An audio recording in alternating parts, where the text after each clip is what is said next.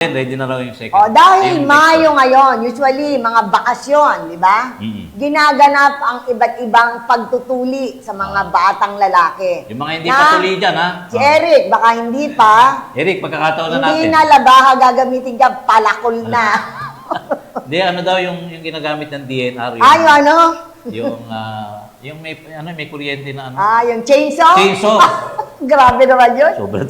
Grabe naman yun. Eto na. Libreng tuli, no, para sa mga batang lalaki, ginanap sa bayan ng Dinalupihan. Yan. Nasa pangalawang batch na pala, Kuya Mike, ng libreng tuli ang idanaot nitong May 14 sa bulwagang bayan sa bayan ng Dinalupihan. Aircon doon di ba? Talaga naman.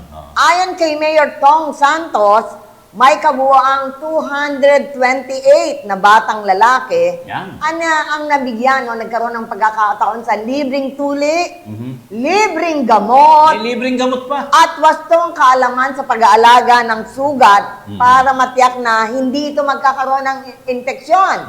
Yan ay isinagawa dyan sa bulwagang bayan ng Dinalupihan. Sa likod ng munisipyo. Sinabi pa ni Mayor Tong Santos na ang programa ay pinangunahan i-delegate niya kanyang inuhan ang kanilang Municipal Health Office sa pangunguna ni Dr. Lahaina Bulaong. Katuwang kanilang mga RHU doctors. Diba? Anin yung kanilang RHU. So lahat ng doctors doon, pinull out para tumulong dyan sa libreng tuli. Nandun din ang mga LGU nurses, DOH personnel, at maging ang kanilang mga barangay health workers na tumulong para lahat ng bata, bin mo, 228 yun, ay sumailalim sa libreng tuli. Ayan. Alam nyo, napakalaking tulong niyan. Bakit? Magkano sa ospital yan, Kuya Mike? 6,000. Ikaw pa yung gamot? Ikaw pa ang bibili ng gamot.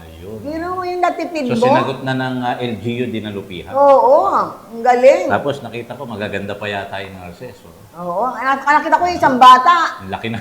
Mukhang inaana, binibidyo niya pa yung pagtutuli sa ano yan, para matandaan mo? Grabe ito yung nagtuli sa akin. Alam mo ba, may trivia ako, sister. Sige. Alam mo ba, nagtuli sa akin, doktor na babae. Sa Cainta Rizal.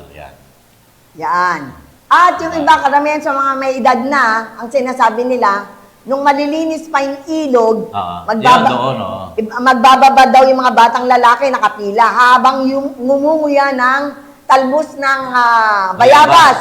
Bayabas, ano? Tapos, siyempre, babadyon. Tapos, mayroon isang matanda na may labaha. No? At pagka sasabihin, ready na, ngunguyain mo. Pag nung labaha, sa takot, hindi na ibuga dun sa... Saan na ibuga?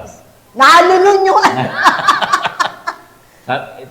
Ituloy ko yung trivia ko, pagkapatuloy akong gano'n. Nahihiya pa ako Siyempre, Sabi ko, sige, huwag ka nang mahiya, Mike.